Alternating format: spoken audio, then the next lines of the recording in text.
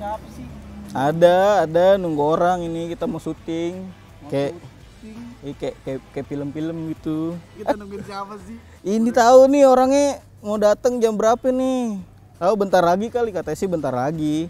Siapa nih? Nungguin siapa ya? Woi, buset.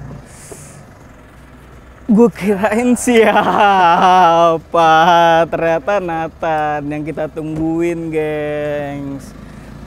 Gue udah mau marah-marah tadi. Kaget ya? Ya udah teman-teman, ikutin terus, stay tune.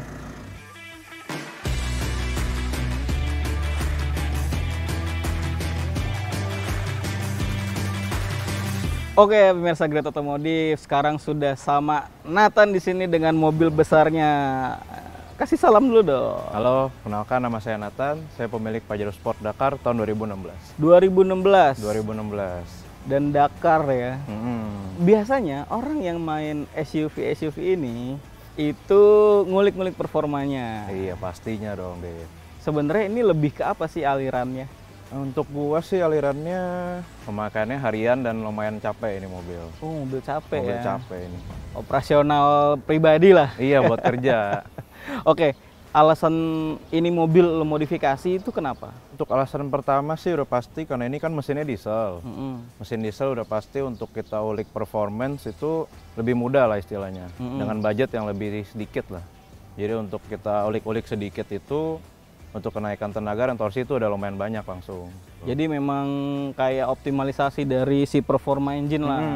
Dari tadi nunjuk-nunjuk kap mesin dulu nih. Pastikan orientasinya sesuatu yang di dalam sini. Nah, boleh dibuka nggak? Boleh. Buka dong. Basicnya tuh ini 4N15 ya. Diesel. CC-nya berapa? 2400. 2400. Tahap pertama lo ngubah ini mobil, ini mesinnya, itu di bagian apa dulu? Dulu sebenarnya awal-awal gue sih nggak berminat untuk upgrade banyak ya mobil ini. Jadi dulu tuh gue sebenarnya cuman remap, refresh stage 2. Udah habis itu gue sempat pakai tuh berapa lama tuh. Setelah gue pelajarin diesel kayak lumayan nih. Bisa di-upgrade yang lain. Nah, akhirnya mulailah gue sambil tanya-tanya banyak lah teman-teman gue. Piping mulai gue ganti aluminium. Terus open air filter juga. Ganti KNN. Terus setelah itu udah sih sebenarnya gue mesin nggak terlalu ekstrim ya. Terus setelah itu gue retune ulang biar dapat tenaga lebih maksimal aja sih. Jadi mulailah hilaf nih. Ya, pokoknya orang sih kalau kita main diesel lama-kelamaan pasti kena racunnya deh. Oke, bener sih. Itu udah pasti. Karena emang gatel nggak sih ngulik performanya? Iya, betul. Nah, di tahap pertama lo modif nih mobil tadi lo bilang remap, refresh gitu-gitu. Terus sekarang karena udah di stage tuh makin gatel kan kalau nggak diubah-ubah lainnya. Iya. Nah, ini detail-detailnya yang lain apa aja? Kalau gue lihat-lihat kan sebenarnya teman-teman di belakang kayak knalpot udah ganti nih. Muffler gue nggak tahu nih udah se-full gitu atau belum. Tapi coba detailnya gimana? Ya untuk exhaust system ya gue sih full dari downpipe, frontpipe semua sampai belakang muffler tuh tadinya gue pakai Magnaflow. Cuman sekarang muffler gue lagi pakai keluaran HKS Legamax. Nah ini kan sebenarnya perubahannya dibilang besar banget enggak ya? Enggak. Karena memang lu kebutuhannya nih mobil capek gitu. Iya, lu bilang tadi. betul. Kalau di basicnya 4N15 ini kan 2400, power itu 179 kalau nggak salah. Sama torsinya tuh 429 teman-teman. Iya, betul. Nah, udah lo ubah meskipun minor lah, maksudnya nggak gede sampai ganti turbo, ganti intercooler gitu. Itu berapa peningkatannya? Jadi untuk sekarang power gua ada di 265 horsepower. Dan torsi gua ada di 570. Dari 429 ke 570 itu gede banget loh. Ya. Ada 140 Newton meter tambahannya. Gokil sih. Itu untuk di turbo set sebenarnya lo ada perubahan tambahan nggak sih? Jadi sebenarnya untuk turbo dan intercooler ya, itu semua masih standar bawaan. Oh gitu. Karena memang dia dari bawaan tuh intercoolernya udah cukup ya. Saya udah cukup, dan juga untuk turbo sih kita itu maksimalin yang bawaannya sih segini nih udah cukup dan aman untuk daily. Nah mungkin temen-temen perhatiin lah di sosial media kalau Pajero Sport itu banyak yang ekstrem-ekstrem tuh di daerah gitu. Iya, betul. Iya nggak sih? Setuju nggak sih lo? Setuju. Nah, let's say kita di kota di Jakarta gitu untuk pemakaian di perkotaan gitu ya. Gue jarang banget ngelihat yang dia ubahnya tuh sampai ya tadi ganti turbo, intercooler gitu. Itu kenapa sih, Net? Jadi sebenarnya ya untuk Pajero ini dari bawaannya turbo intercooler itu untuk ditingkatin ya. Dari remap aja perubahannya udah sangat signifikan ya buat gue ya. Jadi untuk pengupgradean turbo, sebenarnya gue udah banyak nih ngobrol-ngobrol sama bengkel-bengkel lah. Sama builder-builder lah. Bener, jadi kan gue kan banyak temen-temen nih punya Fortuner. Lu kan kalau lihat di Instagram tuh banyak yang ganti turbo, Dit. Banyak Ganti banget. turbo, semua buat tenaga tuh bener-bener jauh kan. Iya. Dari situ kan gue car enthusiast tuh juga pengen dong pasti Pengen. kan. Gue tuh udah tanya-tanya, soalnya ada satu bengkel kepercayaan gue bilang nih, Om, kalau Pajero buat ganti turbo kira-kira bisa nggak ya? Dia bilang Pajero itu untuk ganti turbo, untuk pakai harian tuh cukup riskan dia bilang. Kenapa? Jadi karena transmisi dia takutnya nggak kuat. Sebenarnya kalau lu mau maksimalin ya, bisa kuat di torsi 600. 600 itu udah maksimal dan masih cukup aman lah untuk Masih daily. cukup aman? Masih cukup aman. Oke. Berarti kalau mau nyampe ke 600, apa yang harus ditambah di mobil lo? Sebenarnya tuh lebih dari di tuningannya sih. Di tuningannya Di tuningan berarti ya? tunernya. Jadi ya sebenarnya kemarin kalau gue mau minta untuk upgrade gue yang seperti sekarang sih sebenarnya bisa aja. Bisa aja di-up lagi gitu. Cuman kan gue ya cari lebih aman-aman aja. Menghindari lah. resiko Iyalah. ke mesinnya itu sendiri atau mungkin transmisinya. Oke. Mungkin info juga lah biar teman-teman yang baru memulai modif-modif SUV khususnya Pajero Sport jadi lebih paham gitu kendalanya untuk pemakaian harian di perkotaan itu lebih ke arah apa kalau kita mau modif engine gitu ya. Betul. Oke. Kayaknya enough for the engine. Nah, kita geser ngomongin bodinya dulu, teman-teman. Kalau misalnya dilihat, hampir bisa dibilang nggak ada perubahan sih. Cuma sentuhan-sentuhan aja yang ternyata kalau ngomongin selera, gue cukup suka. Misalnya di emblem, ditemin gitu. Iya. Tapi detail-detailnya, Nat, coba bisa ceritain ke pemirsa Grid Otomotif. Apa aja sih sebenarnya yang sudah dikasih sentuhan-sentuhan tipis di bodi eksterior? Eksterior ya. Jadi untuk eksterior sih sebenarnya gue nggak banyak. Jadi kan untuk bawaannya nih kan ini chrome semua nih tadinya nih. Ini chrome, warna silver semua. Oke. Cuman karena mobil gue hitam, jadi gue kadang masih ada butuh buat chrome sedikit lah. Jadi untuk buat kasih sentuhan warna lain aja. Oke. Jadi yang gue hitemin paling pakai stiker di depan ini doang. Grill. Di black gloss semua. Chrome di LED, terus spion, sama chrome yang di belakang sih, Dit. Oke. Menyisakan cuma di list ini. garnish ini aja nih ya. Iya. Oke deh. Kita bergeser ke samping, lihat kaki-kakinya teman-teman.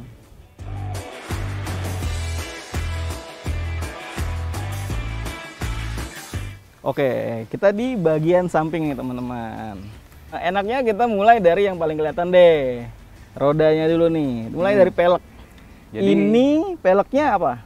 kalau pelek, gue pakai dari keluaran Thailand, Lenso spek H. Jadi ukurannya ini ring 20, gue udah up ya dari bawaannya. Ring 20, lebarnya 9, ET-nya 7.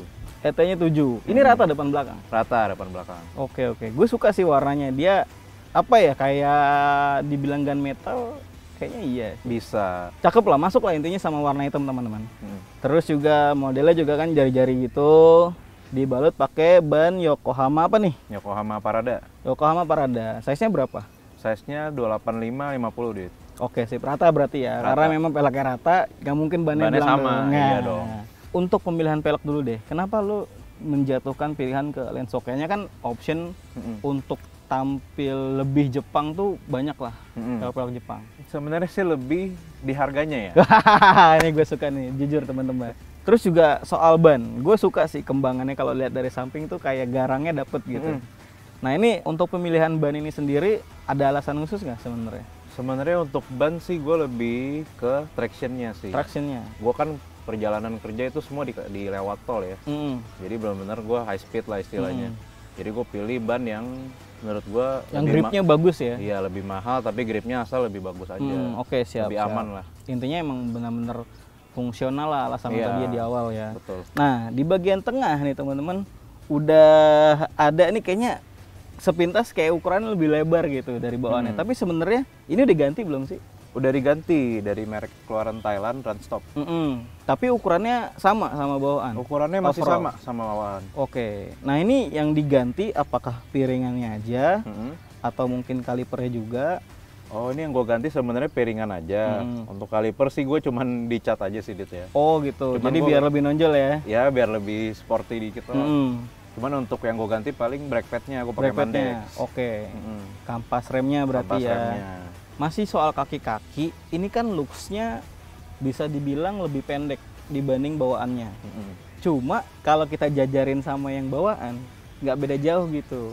Sebenarnya ini udah diganti apa belum nih kaki-kakinya? Udah diganti. Udah dong. Pakai apa? Jadi kalau sekarang gua kaki-kaki pakai per triple S.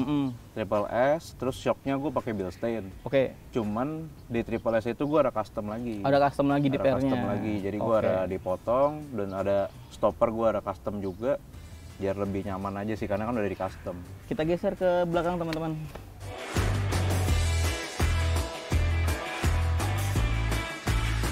Oke, di belakang yang paling menonjol adalah yang dibilang tadi sama Nathan, knalpotnya. Ini pakai HKS Legamax. Ya gue suka lah itu warna-warna ala-ala titaniumnya gitu ya. Iya. Si knalpotnya ini. Nah ini di belakang, kita ngomongin belakang lagi nih body.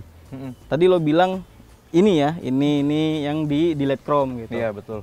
Oke, kalau untuk lampu-lampu sebenarnya ada perubahan nggak sih? Kalau lampu-lampu sih gue cuman ganti LED ya. Sen LED, depan juga LED fog lamp. Udah itu aja sih, Dit. Sisanya ini bawaan semua. Oke, untuk menyesuaikan looks-nya juga kali ya. Betul. Ternyata di belakang nggak terlalu banyak teman-teman. Kita ke kabin kali ya. Ada perubahan apa? Yang gue bisa lihat perubahannya teman-teman di sini adalah aksen-aksen karbon dan ada tambahan tweeter di depan di pilar A-nya. Cuma detail yang lain sih ya boleh lah Bapak Nathan jelaskan. Yang gue lihat juga di sini ada head unit diganti. Tapi spek-speknya Bapak lebih mengerti. Monggo. Oh ya. Jadi untuk di dalam interior paling ya gue kasih stiker-stiker karbon. Ini kan karena tadi warna silver semua nih. Gua kasih itu. Gua lapisin karbon aja. Terus untuk head unit gue ganti Android biar bisa buka map. Terus modelnya kayak floating gitu juga ya? Iya, floating. Karena kan kalau bawaannya belum bisa tuh buka Android. Terus speaker sih gue cuman ganti two-way, terus ada power juga sama subwoofer. Ada tambahan subwoofer ya. Nah, gue coba mau mendetail. Ini untuk head unit udah Android, ukurannya berapa inci ya? Ini ukuran 9 inci. 9 inci. Jadi lebih besar ya. Biasanya ini kalau gue lihat sih sekitar 7 ya, 7 inci ya. 7 atau 6 sekitar. 7 atau 6 masuk ya. Ke dalam ya. Jadi ya puas banget lah kalau untuk ngelihat maps, kalau misalnya mau nonton video, YouTube segala macam gitu kan. Ya tambah juga audio. Nah, gue di sebelah kanan lihat ada gauge indikator di situ. Itu greedy. Ini boost meter greedy. Oke, boost meter ya. Terus dan ini OBD buat gue cek temperatur. Terus bisa ngecek juga misalnya gue lagi iseng nih. Mau coba 0 ke 100 berapa detik bisa ukur juga itu. Oke, keren. Itu aja di dalam teman-teman. Kita keluar lagi. Tadi dulu. Mumpung di dalam, gas-gas dikit dong. Gue mau dengar suaranya nih.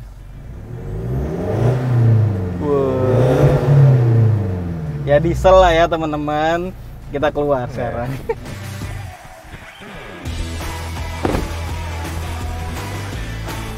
Menarik banget ternyata mobilnya teman-teman. Pajero Sport Dakar tahun 2016. Mobilnya ya seru lah, kita ngobrolin dari mesin. Ternyata perubahannya cukup signifikan ya dibanding standar. Torsinya sampai 570, padahal aslinya 429 Nm doang teman-teman. Gokil sih, dengan kapasitas 2400 cc. Ya ini udah kenceng banget sih buat harian. Sangat cukup sih buat gua lah, Dit. Iya, apalagi kita perkotaan doang kan lo. Kecuali lo mau off-road, beda lagi ceritanya. Beda. Ulasan kali ini sebenarnya udah teman-teman. Makasih banget buat Nathan. Udah mau meluangkan waktu nih buat dikulik-kulik mobilnya di Great Automotive kali ini. Buat yang mau kepoin Nathan, boleh cek IG-nya di mana, Tan? Di blackbull.diesel. Oke, siap. Oke, makasih juga teman-teman pemirsa Great Automotive udah nonton. Jangan lupa like dan share. Kalau kalian suka video ini, di-subscribe juga dan nyalain loncengnya biar lo bisa mantengin terus nih video-video selanjutnya dari Great Automotive. Dan kasih juga komentar yang menarik tentang ulasan mobilnya Nathan kali ini. Gue Adit, pamit.